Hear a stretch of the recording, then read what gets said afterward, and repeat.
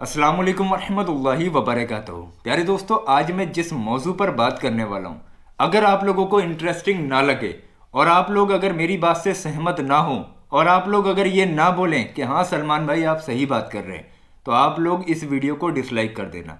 लेकिन अगर आप लोगों को मेरी बात हक लगे तो इस वीडियो को लाइक भी करना और शेयर भी करना, मेरी आवाज़ को दूसरे लोगों तक भी पहुंचा देना। आप लोगों से एक मैं नॉर्मल सा सवाल करता हूँ। आप लोग एक अच्छी डिग्री हासिल करते हैं और जब पढ़ लिख जाते हैं तो आप लोग कहीं पर भी नौकरी करने जाते हैं, तो आप लोगों की सैलरी कितनी है? तो जाहिर सी बात है, जो बंदा ग्रेजुएट होगा उसकी सैलरी 15 से 20 हज़ार होगी और ड्यूटी कितनी होगी? सिर्फ 8 घंटे। और अगर आप लोग पढ़े लिखे नहीं हैं और किसी फैक्ट्री में नौकरी करने जाते हैं तो आपको सैलरी मिल जाएगी 8 हज़ार रुपये या 10 हज़ार रुपये। अगर ओवर टाइम करोगे तो उसका एक्स्ट्रा भी मिलेगा। वहां पर भी आप लोगों की ड्यूटी कितनी होगी? 8 घंटे। 8 घंटे से ज़्यादा ड्यूटी नहीं होगी। और अगर ओवर टाइम 8 घंटे से ज़्यादा काम करते हो तो आपको उसका उसी हिसाब से पैसा मिलेगा। अब यहाँ पर जब बात आती है इमाम की, इस वक्त के टाइम में इमाम हर मस्जिद में है और इमाम की सैलरी कितनी होती है?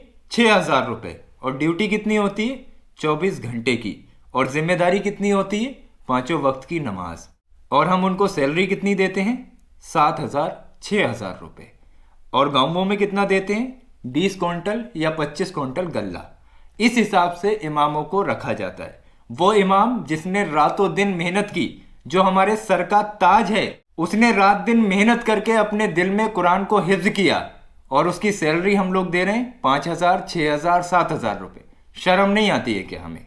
मैं आप लोगों को सीधी सी बात बता रहा हूं, एक वक्त वो आएगा जब आप लोगों को इमाम भी नहीं मिलेगा।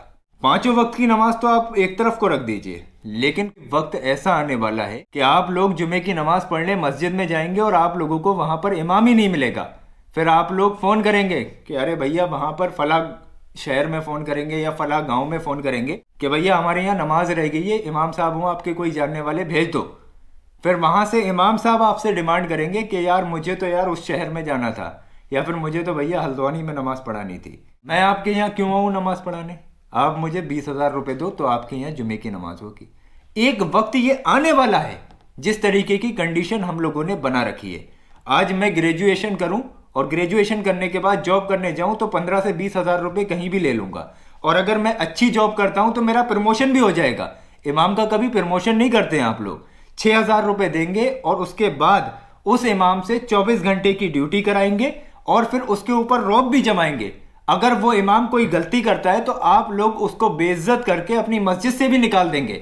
इतने रिस्क पर अपने पूरे परिवार को छोड़कर 500-600 किलोमीटर दूर जाकर बंदा इमामत कर रहा है। और अगर कोई बैसी ड्यूटी करता है फैक्ट्री में तो 8 घंटे की ड्यूटी करता है, उसके बाद अपने बीबी बच्चों के साथ आकर सुकून से सो जाता है।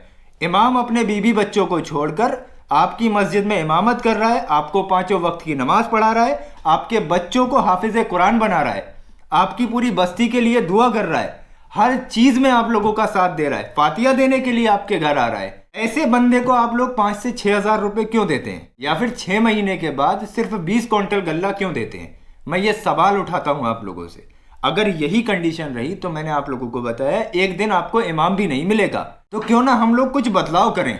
इमाम की जिस तरीके से हम लोग इज्जत करते हैं, जिस तरीके से घर पे बुला के खाना खिलाते हैं, उसी तरीके से एक ये वीडियो आप लोगों के लिए है।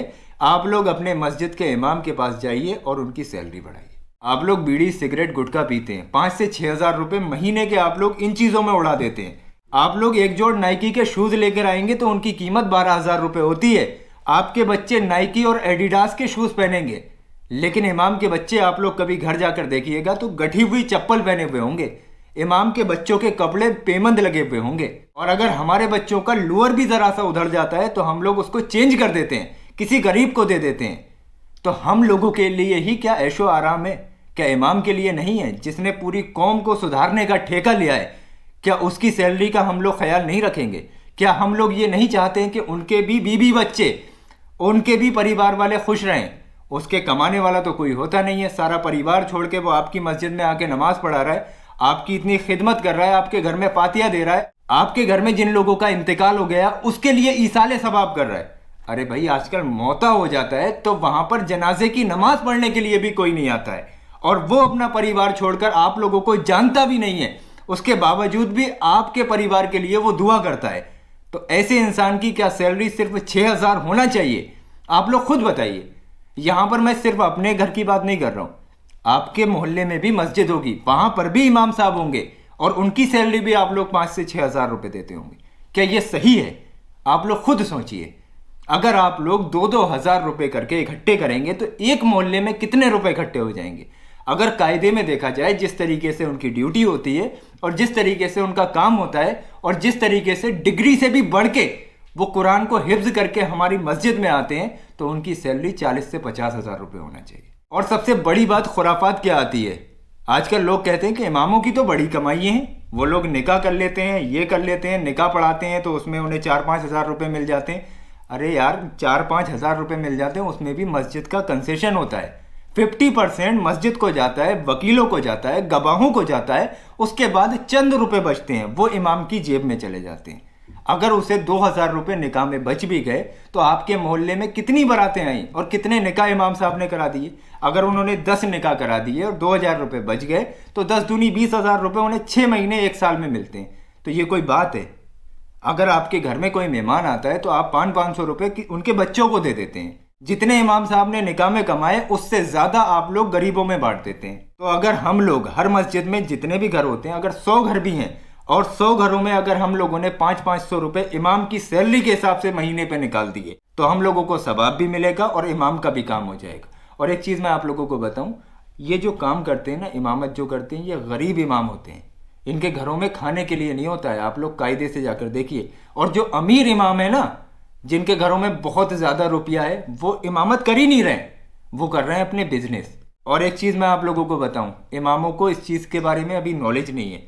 यूट्यूब पर अगर वो आकर खाली नमाज के तरीके सिखाएंगे ना, या फिर सिर्फ फातिहा दुरूद जिस तरीके से आप लोगों के बच्चों को वो पढ़ा रहे हैं मस्जिद में बैठकर, अगर वो खाली वीडियो बना के सिखाएंगे ना तो उन्हें 1.5-2 लाख रुपए महीने के मिल जाएंगे यूट्यूब से। तो वो क्यों करेंगे आपकी 5 से 6 हज़ार रुपये की नौकरी?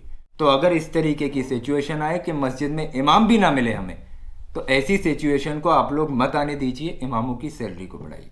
मैं एक ये आवाज़ उठा रहा हूँ इमामों की तरफ से, आप लोग इस वीडियो को आगे शेयर ज़रूर कीजिए। अगर मेरी बात हक लगी है तो वीडियो को शेयर कर दीजिए और हर मोहल्ले हर गली तक इस वीडियो को पहुँचाइए।